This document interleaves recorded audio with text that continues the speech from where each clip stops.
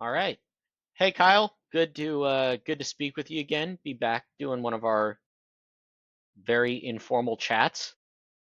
Yeah, definitely good to speak with you. I know we talked about doing this on Friday, but with the speed of news that's been coming out recently, felt it was good to wait until Monday just in case anything else happened over the weekend. Yeah, oh, absolutely. Yeah, you never know. I mean, I think the so to set the stage for what we're talking about today, headline is last week preliminary deal announced. China tariff rates are effectively 30%, and the rules for de minimis have changed again to 54% or $100 flat fee. hmm It is there any are there any other like details in there that like I think outside of the it's, headline that we should be like aware of for context to this conversation? I think kind of the most important detail is the fact that this is like the other tariff situation. This is a 90-day pause. This is not fully confirmed US policy. This is like 90-day pause where they're hoping to negotiate. Everyone's much happier now that tariffs are from China are 30% instead of 145%, but it still has an expiration window. I think the part that I guess from the importers I've talked to so far are happiest about is that 90 days from now gets us most of the way through peak season to get through the holiday season. But that still means probably a bit of an earlier peak and a bit more compressed of a peak, which will likely see, a sharper rise in freight rates as everyone tries to get things shipped. Because very different to the first tariff announcement. First tariff announcements that anything on a ship by, a few days after Liberation Day would be, the old tariffs, and then the new tariffs would hit after that. This one, the wording is a lot more ambiguous for like what the pause means. So from what I've read and people I've talked to, they're trying to get stuff in before the end of the 90 days, not counting it to be on ship by the end of the 90 days. Yes. So I'm guessing that this new deadline combined with then the further out Chinese built vessel fees coming in, I'm guessing fast boat services are now booked and insanely expensive between now and July, functionally. Yeah, already at a premium, and they're, I think, proving their niche in the market is more useful than ever with quick changes in tariff policy like this. Yeah. So kind of now to that knock-on effect of, where's the market going with and where's the actual operations of this going now with this huge surge coming in? We're seeing, looking at supply chain dive, freight waves, you know, seeing 50 or 100%, booking jumps and volumes are projected to be, 2 or 300% rise. What does that mean for the people importing containers, though? First, going to go back and give another shout out there to the fast boat service because most fast boat services will have kind of their own dedicated pier to bring stuff in. That's part of, you're paying for the premium to bring it in. So when all of these ships full with all of this, as you said, you know, 50, 100, 200% jump, depending exactly which metric you're looking at coming out of China, all those ships in a couple of weeks are going to hit U.S. ports, not too far off from each other.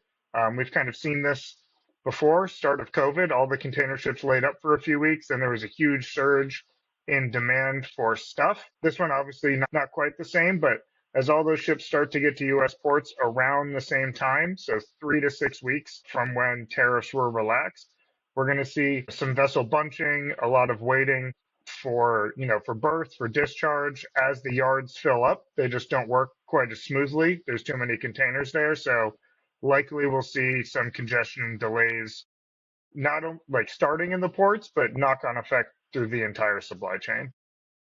Well, okay, so this brings up two thoughts because I got into the world of logistics a few years ago, kind of at the tail end of that COVID congestion. What is the difference for our audience that they need to be aware of? What are the stages? Because everyone was saying there's congestion, these ships have arrived. Everybody's asking, "Where's my stuff?" So what do we need to break down for people to actually help them understand what that process looks like? Because yeah. Yeah. I mean, and this is definitely not a prediction of things to come. This is just looking back at COVID. But in COVID, off LA Long Beach, there was over 100 vessels at one point that had arrived, and they were sitting at anchorage and berth. Sorry, not berth, sitting at anchorage, waiting for a chance to berth at the port. The ports were just full. There were so many ships coming in at once that the vessel has arrived, but just because the vessel has arrived to port doesn't mean your container has arrived to the port. It's still stuck on the vessel waiting for berthing. After it's berthed now, you have to wait for the container to discharge into the port. That's fine. That's pretty smooth, once the vessel is finally there. But once it's in the terminals in the port, the fuller they are, the harder it is to kind of move pieces around. Now it can go to a closed area where they're like, hey, we're not working on this area of the port today. Your container's stuck there. So the time it takes from, say, vessel arrival to having your container available for pickup gets stretched out by the inefficiencies that are created by not consistent, like logistics. Like most systems that humans have created work great with like a steady state of demand, and when there's huge peaks or huge valleys, that throws a lot of uncertainty into the system. Well, and I was going to say, you have to clear customs for your container to leave the port, regardless of if it's going on rail or if it's going on out on truck. The the surge in demand is being caused by an unclear customs situation. So, what do you have to clear? And are you hearing companies still? I mean, I guess now everyone's moving, but a couple weeks ago we were hearing that companies were planning to leave containers effectively on the dock and rack up fees because it was still cheaper than paying imports. Yeah, or other customers that I talked to spent a lot of money to, move the container out of port. Not didn't clear customs. They moved it to bonded warehouses near there and paid a lot more to keep it in the bonded warehouse, waiting, hoping at that time for the tariff rate to change. Because for them, paying that storage was, as you said, way more cost effective than paying 145% for containers. For in their case, they missed the first cutoff by like days. Like they were Mm. so close to getting out, and then all of a sudden they're like, we weren't expecting to pay more than double for this, so they put it in storage. Now, at 30%, it makes sense for them. They can pay that. They, pass some of that price on to the consumer, but 30% is a lot more stomachable than 145%. Yeah. Well, the other thing that I was thinking is I was I guess a week and a half ago I was at the IANA Expo, so Intermodal Association conference, and the other piece that I was hearing was that intermodal operations, which is way far afield from my expertise. I was there to learn, and shout out to the friendly people at that conference. They were already seeing some of the COVID style supply chain issues where boxes and empty containers and chassis were in the wrong place for that to go back to China. Is is that something that we're going to see again, or has the disruption not been going well? I wouldn't be surprised if we see something like that again. My original background is in meteorology and, working with these shipping companies. And we would see, say, a hurricane hits the port, it disrupts it for a couple days. Even a couple day disruption could take like a week to work its way out in the system. These high tariffs on China were in place for weeks. So, there's weeks of, off baseline in the system. And now it's all coming with the surge. As more and more containers come in, move from the port to, a 3PL for unloading. Uh, Now all of your chassis are waiting at the 3PL because the 3PL can only unload so many containers per day. I mean, like you said before, nowhere near predicting like a COVID level disruption.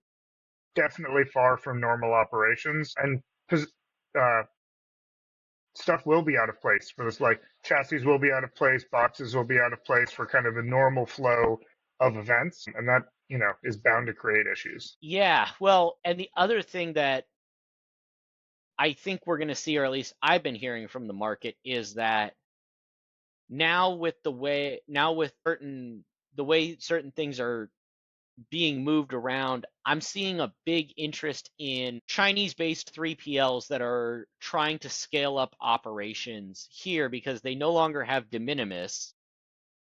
So they're going to Hmm. start moving everything in via container and then do fulfillment operations from US warehouses. I mean, how big it was that air freight market before? I've heard millions of individual items a day, but that could be a widget in an envelope. No, it was. It was, many, many, many 747 cargo planes a day filled with direct from factory stuff coming into the U.S.